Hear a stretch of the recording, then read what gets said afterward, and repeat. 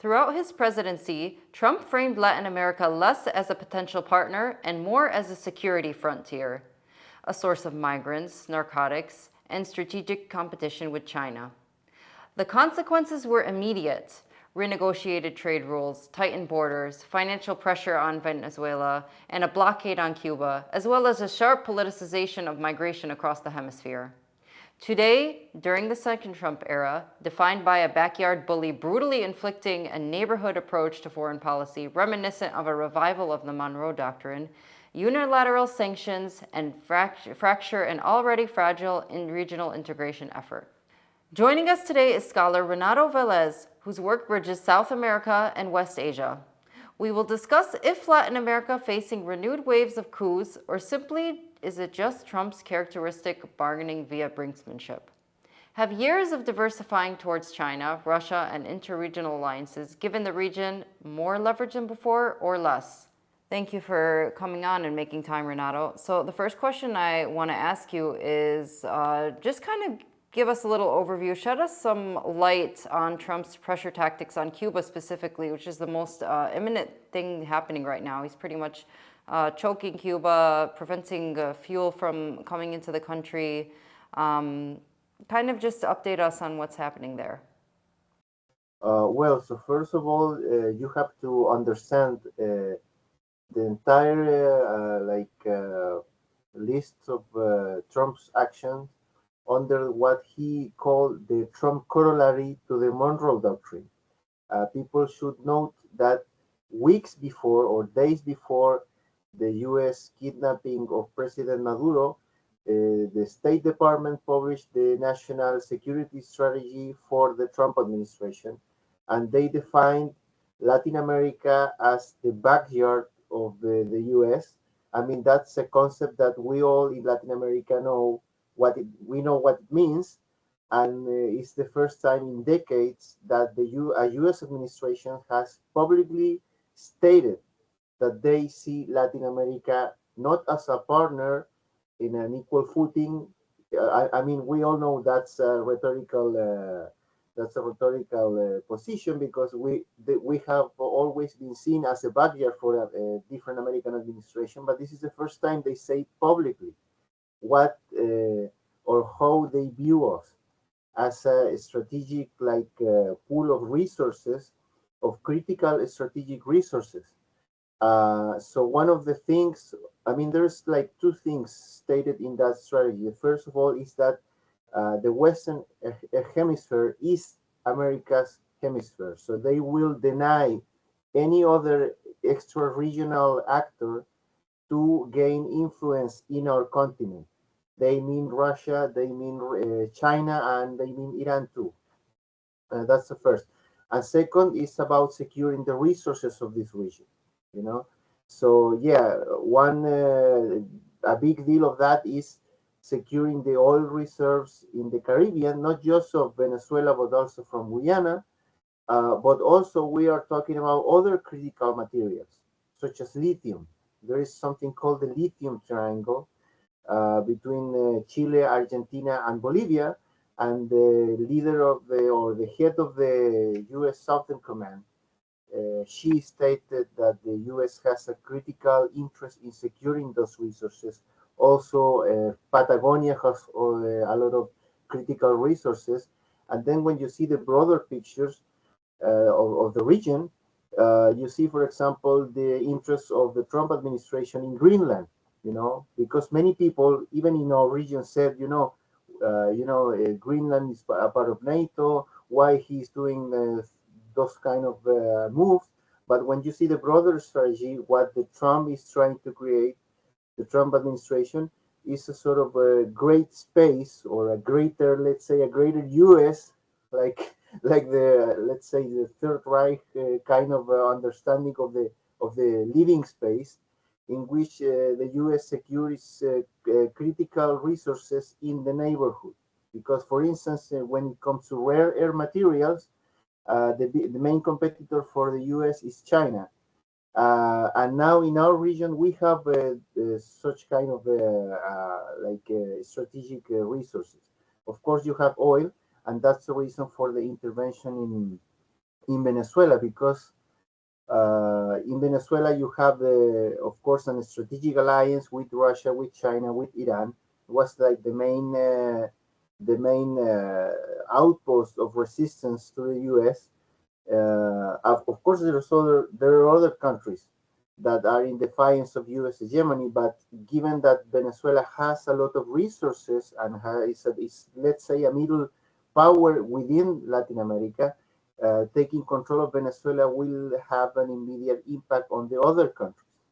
So for instance, just the day after President Maduro was captured, there are already talks in the U.S. media about taking over Cuba, because Cuba Right, was and this is was like the main. because Right, and this is also spurred on by the collective security agreements between Venezuela and Cuba, the similar kind of history in defense, the almost kind of like a defense union that they've formed for the last 50, 60 years. So it's natural that Trump would want to extend his aggression on Venezuela and his containment on what he sees Venezuela as representing in the hemisphere onto Cuba. Yeah, of course. And the problem with, of course, you can see that close partnership between Cuba and Venezuela in the very fact that more than like a dozen, 2 dozen, you can cut this part, but um, we can see like this partnership in the, for example, in the very fact that a lot of Cuban soldiers were taking care of President Maduro, and they died and they were martyred trying to prevent his kidnapping. So this Yeah. relation between Cuba and Venezuela was very close from the very beginning. Was forged under the Chavez years as president of Venezuela. Cuba was the first country that generated close ties with the Chavez administration in the first place. So, of course, breaking that bond is strategic for the Trump administration in this agenda of pushing for regime change in Cuba too. And we are seeing the effects already, because we have to say that Venezuela under Chavez, for instance, was a regional player in Latin America. So he Yeah. even had like, if you see, when Chavez died, at the funeral, there was even right-wing presidents attending the ceremony. So Yeah. Venezuela was considered a great player within the Latin American chessboard. Nowadays, Venezuela is seen as a pariah state or a rogue regime, and his allies like Venezuela and Cuba, because Bolivia is also out of the equation now for the like resistant bloc in Latin America. Uh, so in this scenario, breaking this bond between Venezuela and Cuba is like the logical next step. And we are seeing this situation unfolding because sadly, Venezuela, for all practical effects now, is a U.S. protectorate. So Venezuela has a government now, but when it comes to its foreign policy and its economic policy or its trade with other countries, that part has been taken over by the U.S. administration, of course, under coaction, under force, but that's the situation. And that's why just in a few weeks, the situation in Cuba became worse and worse. And now we are heading towards a humanitarian catastrophe in the island. And some countries are trying to figure out ways to help Cuba and the Cuban people on that regard, but also with its limitations. Yeah, so I just kind of wanted to get more into the context of Venezuela and why it's a target. First, I think that the big paradox a lot of people don't realize is that the US oil companies like Chevron, they had actually a lot of control over the refining and the export, I believe, correct me if I'm wrong, No, no, of it's oil. right. Yeah. Yeah, of an export of oil in Venezuela. So despite Venezuela having this kind of anti-imperialist stance since the Chavezismo era, 2002, I believe. So why materially has the U.S. had so much control over its oil? And then how have the events in the last 10 years changed that really? The geopolitical shifts since 2017. Yeah, I will say that, first of all Latin American countries had a great dependence on on the U.S. Weight in the region, let's say. But in the case of Venezuela, their entire oil industry was built by U.S. companies. That's a first issue. So, and I always make this analogy. For example, Iran after the revolution in 79 was from the very beginning under a sanction regime. So that forced the Iranians to reshape and redesign their entire oil industry so they become independent from the beginning. So they produce their own spare parts, their own equipment for keeping the oil industry running. In the case of Venezuela, that didn't happen. So you have the 2002 coup against Chavez that radicalized the Venezuelan government position, that pushed Chavez towards a more confrontational approach towards the U.S. But at the same time, there was never sanctions imposed on Venezuela. So there was no let's say, there was no reason or pressure in the Venezuelan administration at the time for trying to become more self-reliant in terms of their oil infrastructure, in their oil production, their oil selling, etc. You have to remember that even Venezuela had gas stations, like state-owned gas stations in the U.S. for delivering gasoline in the very United States. So that's is very telling about how free Venezuela was to operate in our hemisphere, to the point that they even have like gas station owned by the Venezuelan state in Right. America. So, Right. So so that, Chavez came to power in 97. The coup was attempted in 2002. And this is when there was more protection given to the on the media and on the industries, because especially media, this is where the U.S. Did a lot of the incitement in the months leading up to the 2002 coup attempt. But I wanted to ask, so the fact that the U.S. never sanctioned Venezuela before before, 2018 or yeah, 20, yeah, yeah, yeah, I will say was that. this because the sanctions would have been, was the reason why the U.S. never sanctioned Venezuela was because this would pose more of a liability to its interests in controlling Venezuela oil than? Because it's actually like all oil sanctions really started under Maduro. You have to keep in mind that I kind of believe that the U.S. understood that President Chavez was popular not only in Venezuela, but he was as I said before, Venezuela was a regional player during the Chavez years. So when Chavez died and Maduro came to power, there was like a window of opportunity for the U.S. administrations to start like isolating Venezuela from the regional arena. And then is when they start pushing sanctions. First was the Obama administration that declared Venezuela to be a threat to the U.S. national security, which of course it has never been. And then came the Trump regime.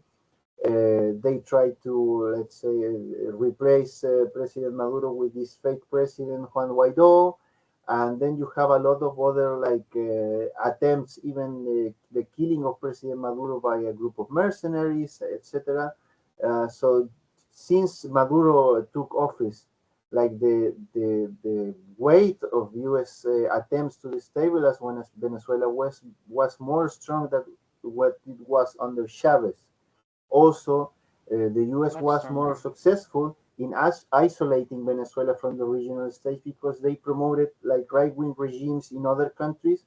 So in the end, let's say that at the moment of Chavez's death, most of Latin America was oriented towards multipolarity, was oriented towards more autonomy, while right now the only countries trying to or that who tried to resist U.S. domination in the region were Venezuela, Cuba, and Nicaragua, what John Bolton called the troika of tyranny. And then you have these other like center left regimes that, for instance, in the Colombia now, in Brazil or in Chile, that yeah, of course they are not like right wing regimes, but they are also like seeking accommodation with Washington. So I think that's the main difference. So now you have a context in which Venezuela was completely isolated beside its allies, which are weaker than Venezuela itself, and the rest of the region is accommodating to the U.S. You know, some are openly pro-American and pro-Israel, such as Argentina, Paraguay, etc., and the others, they pay lip service to human rights and progressive causes, but they also look for accommodation with America or with the U.S. Right. So, how have relations between either Venezuela and both Venezuela and Cuba and Iran developed over the last 10 years? Because, I mean, we both remember in 2019 when Iran sent the oil tanker to break the siege on Venezuela. And it was like, then there was like more cooperation between Latin America and Iran that opened up in the Raisi administration when he made that visit in 2023. And I'm sure there was definitely a lot of defense ties that were being built under Qasem Soleimani in Venezuela and between Iran and Venezuela and other allies in the region in 2019 during his visit then. So, can you expand a little bit more on that? Yeah, I have to stress that, for instance, when it comes to Venezuela, there is something called the Plan de la Patria, which means like the nation's plan, which was like, let's say, it's like a 5-year plan or something. That the second one was established by the Chavez administration, and in that plan they clearly state that the goal of Venezuela is to be a pivotal actor in the creation of a multipolar world order. So for Venezuela, multipolarity was a mean to create a more just world order and to secure peace and the survival of humanity. That's where the words used in that document. So in the late Chavez years and during the Maduro's years, of course, Venezuela make a great push in trying to bring like global South actors to our region, and that at some point had a lot of success. Like for instance, in the late Ahmadinejad years, Iran made close ties with Brazil, with Ecuador, with Nicaragua, Bolivia, of course Cuba. Cuba had this more long time relation with the Islamic Republic, and then under Maduro that was maintained. So actually, like the relation between, for instance, Iran and Venezuela became even closer because in all the other countries you have a regime change in some way or another through coups or elections, while Venezuela remained a strong ally for and a strong partner for Iran. And as you said, Iran played a key role in preserving the Venezuelan economy in the worst years of the U.S. meddling, when they proclaimed this fake president Guaido. Then Iran sent these oil tankers, and they not only send oil tankers with oil and with fuel, but they also send engineers to help Venezuela to do what we were talking before, like to uh, help the Venezuelan oil infrastructure to be more self-sufficient, to be more independent from U.S. providers. And also in the case of Cuba, a great example of collaboration or cooperation was for the development of vaccines for the pandemic, for the COVID. I don't know if you remember this, but one of Cuba developed three specific types of vaccines for COVID, and one of those was, I think it was named Abdallah, was developed between Cuban and Iranian scientists. I do remember that, and it was really welcoming to see that. I was really happy to see that, especially since I was in Cuba the year before, One of the things I asked, their health department was when they were meeting with us was that um, what kind of cooperation there was with Iran and Cuba in the fields of medicine. And they said at the time there wasn't that much because of the sanctions making Cuba completely isolated essentially. So it was good that there was that opportunity during COVID to finally kind of break through that barrier that of U.S. sanctions that both are choking Cuba and Iran. Let's also look at kind of Russia and China's approach to Latin America. I think what really parallels both Iran and Latin America are their ideological commitment to anti-imperialism. And I think that Russia and China, while they provide the infrastructure that kind of lets smaller countries navigate, they don't really, they aren't really inherently ideologically revolutionary states. Especially Russia. You could argue China still kind of, has Marxist-Leninism, which has a focus on the global working class as its kind of ideological foundation. But like even thinking back to 2019, I believe, during the coup in Venezuela, Russia was the first to recognize the new fake right-wing government there at the time, I believe.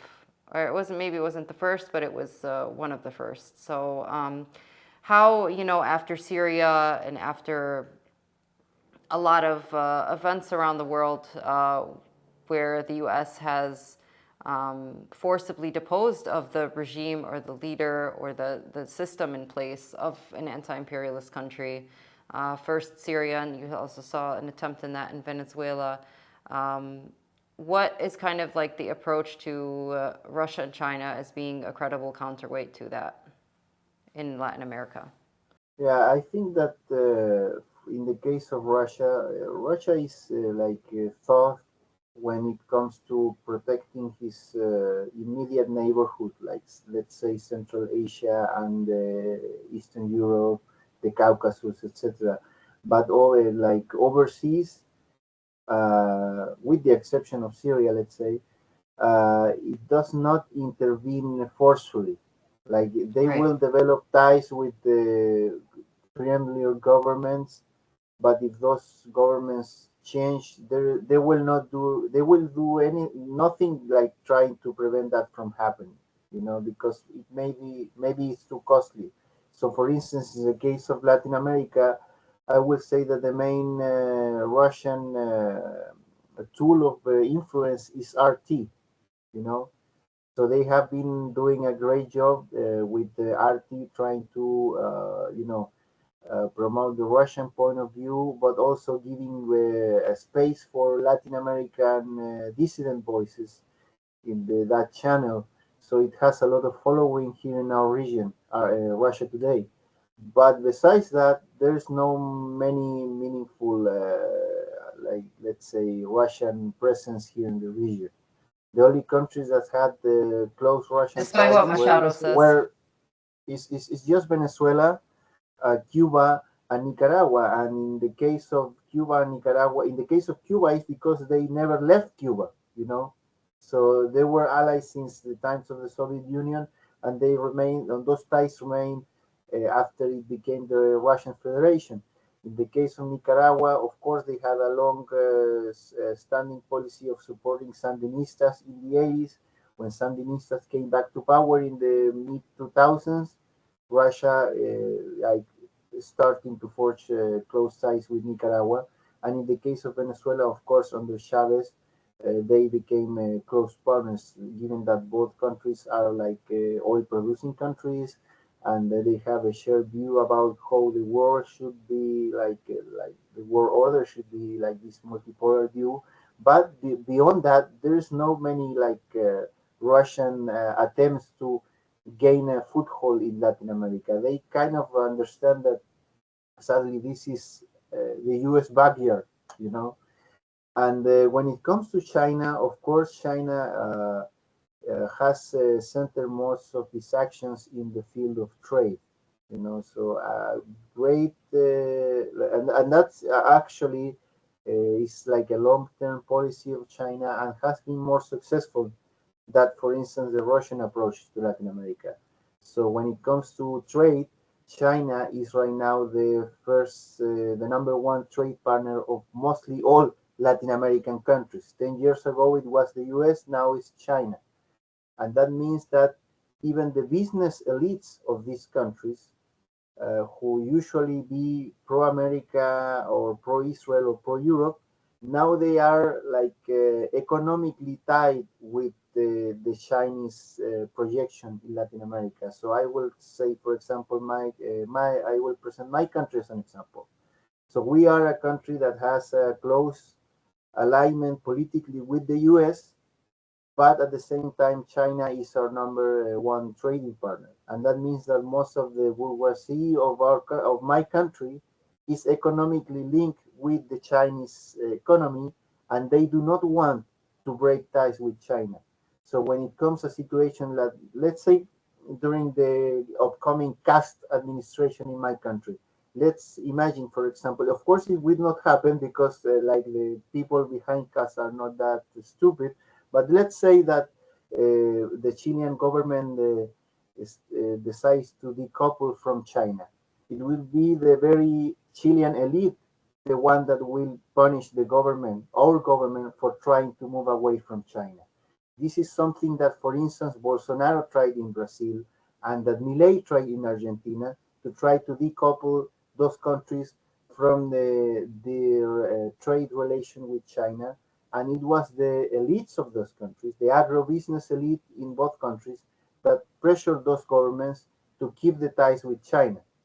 So that's, of Right, course, that's the material reality. Let's say, from a Marxist right. point of view, And it, the class interests of these Latin American elites are with doing trade with China, even if that means, receiving some sort of punishment from America, from the US. exactly, exactly. And you highlight a very important point about how China leverages its influence in the process of creating a more multipolar, more fair world order is by materially. Both Russia and China, they rejected liberal interventionist model in all over the world. A liberal interventionist model as it was used as a pretext to destroy other countries, to intervene in other countries. But at the same time, I think a lot of people become disillusioned when it's like they don't have their own interventionist model. But they don't. It's like essentially just shaping the world through the material conditions is how they kind of play their role in constructing a multipolar world rather than having the more confrontational ideological approach that, for example, Iran has. But kind of going back to your studies as a scholar on West Asia and as a scholar on Latin America, why has Lebanon, in particular, in your view, shown so much resistance to even having this pragmatic relationship with trade with China? For example, like even elites in Chile, as you discussed, elites all over Latin American countries, elites in the Gulf countries, even like you see Saudi Arabia now wanting to trade in non-US dollar denominated currencies. You saw none of the Gulf nations definitely want to reject. In fact, they're embracing closer relations with countries like China and Russia. What makes Lebanon's comprador class so willing to shoot themselves in the foot? And why also does U.S. pressure seem to pressure Lebanon into isolating itself so much from China and Russia, where they don't with their other allies, either in Latin America or the Middle East? Well, I say that the case of Lebanon is, I mean, for the same reason why Latin American elites seems to team up with China, is material interest. Like the Lebanese elites are, of course, ties. They have their ties with the Western and, let's say, American, Canadian, French, European, and of course Gulf capital. Those are their ties. Those are their material partners. Those are their material interest lies with them. And of course, in the case of Lebanon, I always have thought that Lebanon is always punished because there is a resistance in Lebanon, which openly oppose Israel. Otherwise, Mm-hmm. it won't be as punished as it is right now. So actually, like the Lebanese elites are like, of course, this you have all other kinds of historical reasons because of you have the French intervention in Lebanon, how they brainwash, especially the Maronite elite in the country to be more west oriented. Then you have the Gulf countries intervention, the role of the Hariri family. So yeah, in the case of Lebanon, sadly, the like the rich elites, are pretty much embedded with the Western interests and Gulf countries' interests. And also, there is something I have to note. Uh, During the Bush years, after the failed coup attempt on Chavez, let's say that the U.S. did not take care of Latin America as much as they should because they were more focused on these neocon regime change wars in Iraq, in Afghanistan, the Southern Revolution in Lebanon, trying to overthrow President Assad in Syria, the possible war against Iraq. I remember those years, 2006, 7, after the Lebanon war. They were plotting to attack Iran back then, so they Mm-hmm. were pretty much focused on the Middle East, and they seems to mismanage two critical points. One is was China, and it was in the 2000s decade when you saw the rise of China, and at the same time in Latin America you saw the so-called pink tide when you have these progressive governments, some left wing, some center left, let's say, and they all have in common the interest of gaining more autonomy from the US. One of those countries in a more confrontational way, like Venezuela, Cuba, Nicaragua, Bolivia, Ecuador. Another in a more like, let's say, compromising way, like Brazil under Lula. But at that time there was like a synchronicity of efforts in that regard. Right, and this defines I have a Trump's. great example of this. Yeah. In 2008, there was a coup attempt against Evo Morales. That was the first coup attempt against President Morales, and that was organized by the U.S. ambassador at the time in Bolivia. I think was Jeffrey Goldberg, the ambassador. Maybe I am mistaken with the name, but I think that Jeffrey Goldberg was the ambassador. And at that time, there was a plan to balkanize Bolivia Mm. because, like the eastern part of Bolivia, is where the rich elites live, and also is where the gas The reserves of lithium. Bolivia were. Yeah, Oh. the gas reserves at the time. So there was an attempt to create like a sort of secessionist movement or to overthrow President Morales. And when that happened, the Chilean president Bachelet, center left, this like Lula, let's say this is a center left government which was U.S. friendly, but also like try to have a more independent policy. So President Bachelet convened a meeting of UNASUR, which was at the time like a bloc of all South American nations, and all Latin American presidents, including the right wing ones, came to Santiago, the capital of Chile, and they give explicit support to President Morales. So then after that, he returned to Bolivia, and the coup failed. So it was like all Latin America, all the South American countries, excuse me, they came together and defended Bolivia from that coup attempt. And President Morales remained in power until the other coup in 2019. And of course, the American administration took note of that. And next year, you had the coup attempt against President Zelaya in Honduras.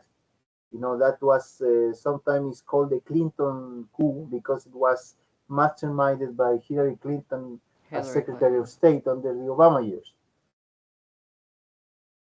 So this defines Trump's policy right now, essentially. Of course, we look at U.S. foreign policy as a continuation of a grand imperialist project. So the Middle East years were expended to the point where the U.S. realized they were neglecting Latin America and China. So these are the points that are central, definitely, in Trump's focus.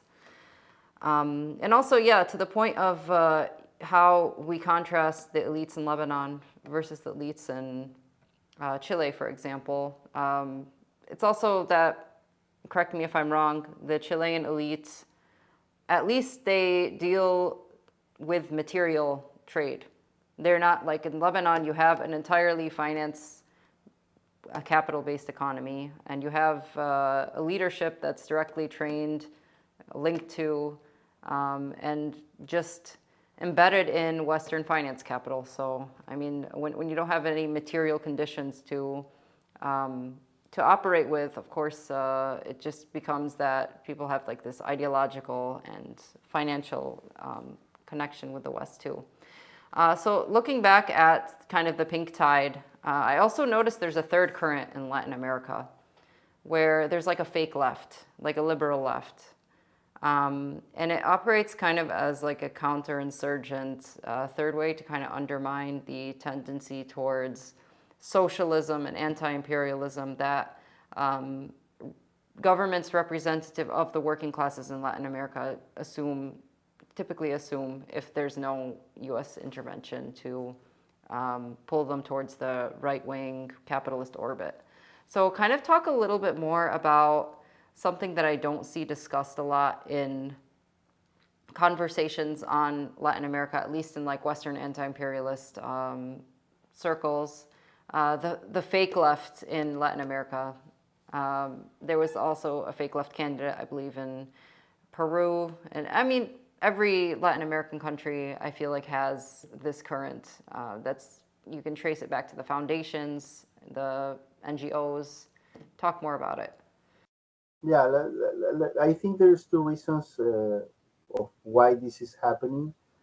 The first one is that there is like, let's say, an ideological bankruptcy of the left in Latin America, and in our countries, for instance, in Chile and in Argentina, etc. That's the first. So actually, people, besides very small pockets of intellectuals, most of the people in the left right now, they don't know what actually they are defending. What's their view for society? We have. When you say the left, by the way, I just need to interrupt just for a clarification. When you say the left, do you mean an ideological left, or do you mean like a material working class? No, I mean the ideological left. Right. Because Okay. because in countries like, for instance, in Chile, people actually, like the working class, mostly, like overwhelming, they do not identify with the like political identity. Right. That's one of the main like successes of neoliberalism in our region is to separate politics from daily life. So the working class people don't see politics as affecting them in their daily lives, or don't see it as a meaningful way or a meaningful tool to achieve change in their lives. This is the promotion of this completely individualistic position towards social life. I save myself. I don't care about the rest. My only goal is to get to make money, and by making money, I will be happy. That's it. You know, Right. that's like the common way of thinking of most of the people in our countries right now. So that's a first that's a great problem.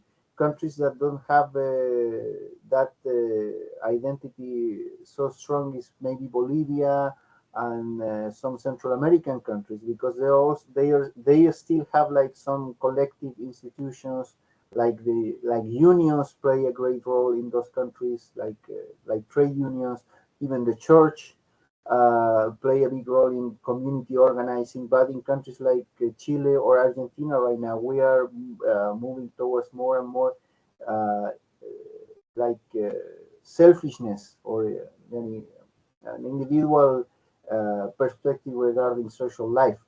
So when I talk about the left, I am talking about the intellectual, the people which belong to political parties, some academics, like let's say like left-wing current within our countries. So the problem with that is that people right now they actually are not defending anything. That I think that's a great problem with the left in our countries. So, for instance, we have presidential elections in Chile, and we get this far right president elect now, which is the son of a former Nazi officer, which close ties to Israel, with is sympathetic towards the U.S., etc. But on the other hand, you have the communist candidate, Janet Jara, but she was like, she presented in campaign as not being communist in practice, like she defended nothing but to keep the things as they are right now. So that's like, the whole program of to fight, let's say, fascism on the other, in front of us was let's keep what we have right now. It was not about transforming anything, or it was, and then you have left wing people that 5 years ago were saying like we have to change everything, we have to move away from neoliberalism. The very same people now is telling you what we have is good, we have to keep it because the alternative is fascism. So that's something that has happened in our region with many let's say progressive governments like the one here in Chile, or what happened in Argentina under Alberto Fernandez, because Alberto Fernandez was also this kind of fake progressive president, and after that you have this ultra Zionist, ultra far right radical Javier Milei. So actually, these fake left, let's say, movements actually paved the way for these right-wing creeps taking over our region. And of course, something you mentioned is the role of NGOs. I will say that many people right now in the progressive intellectual class are tied with NGOs that are funded by the U.S. State Department, by USA, by the National Endowment for Democracy. Some of them work in those organizations or in some programs that are financed by those organizations. Also, Open Society of George Soros play a role at some point. And that, of course, ultimately shaped the ideas of this left. And in practical terms, and I always say this, like this fake left is actually a mouthpiece for the Democratic Party of the U.S. in our region. Yeah. So they just repeat the line of the Democrats, of the U.S. Democrats, and they kind of embrace, AOC and Bernie Sanders and all these, like the squad, let's say, and all these people, and they kind of repeat the line of that part of the Democratic Party. So actually they say, oh, we are against war, we support Palestine, but we are against Venezuela because it's a dictatorship, they violate human rights. We are against Russia, we are against China, we are against Cuba because Cuba is a dictatorship, etc. So they kind of play that they have always the moral high ground, but in practical terms, they always help the U.S. policies in the region. Just like the liberals do all over the world, including in the US itself, how liberalism is actually an enabler of fascism rather than an opponent. So for my last question, I just wanted to ask, what is kind of like the outlook in the future of Latin America? So there's like this contradiction, we see it in the Middle East, where we have this global trajectory of the world moving towards multipolarity. The US empire is falling, but it's trying to bring down the world with it. After what we saw in Venezuela, and with surprisingly, though the regime stayed in place, they didn't really put up much resistance to the U.S. Kidnapping of Maduro. And then right now you have the U.S. trying to choke Cuba. So, like we briefly discussed earlier, what do you see as kind of the the outlook, the horizon? Is there any promise? Is there any hope? What do you predict is going to happen in terms of, you know, if there's going to be any defense internally, if any alliances going to be formed? What do you kind of see happening? Yeah, I have a kind of a pessimistic outlook right now, because for instance, most of South America now is ruled under, actually, with the exception of Brazil and Uruguay and Colombia, all the rest of South America has been taken over by right-wing regimes. And you have Venezuela, which was the main outpost of resistance against the U.S. domination as a American or a U.S. protectorate. You know, because of course there is many details and things we don't know about what happened during the U.S. aggression on Venezuela and the kidnapping of President Maduro. So we don't know if there was some prior arrangement or some sort of conspiracy, or it was, let's say, a coup or something happening there. But they, of course, the Venezuelan government is in survival mode, let's say. So they are trying to do everything, to stay in power, maybe until better conditions arise, because they are maybe counting on Trump being impeached or losing the election, and after that they will try to like regain independence again. But in practical terms, now Venezuela is a U.S. protectorate, as I said. So they are out of the equation. They have no agency, let's say, in foreign policy or in regional policy. And then outside Venezuela, all the rest of the countries are mostly right-wing regimes. And the problem is that even when some of these right-wing regimes may become unpopular, or they are like resist on the streets by social movements, by trade unions, whatever, in the field of electoral politics, which is what matters at the end in Latin America, they are probably going to stay in power. So I am thinking, for instance, in Javier Milei. Javier Milei has destroyed the Argentinian economy. He is promoting horrible laws against workers, but he will probably be re-elected because the opposition, as I told you before, is this fake left. Mm-hmm. That is, because for instance, in the last legislative elections in Argentina, Javier Milei won again, not because he increased his support, but because people did not went to vote on the opposition. So he only won because the opposition was received less votes than him, but it's not because he gained more support. Because there's this affection among the people in Argentina with the opposition too, and that will happen in other, like for instance think in Bolivia. In Bolivia now already Bolivia, the exactly. vice Great example. president the vice president is fighting the president, and there's strikes on the street because of the austerity measures the president is pushing, etc. So even this And you year, have that right wing president because the left vote was split. Like you had both Arce yeah, and yeah, and Morales they both didn't even running, make it and they to the split the second vote. round. Yeah, Yeah, and literally just because of that, now you have a right wing president. Yeah. yeah. What about Cuba? Do you think Cuba is gonna there? Do you think the U.S. is gonna succeed in isolating and strangling Cuba?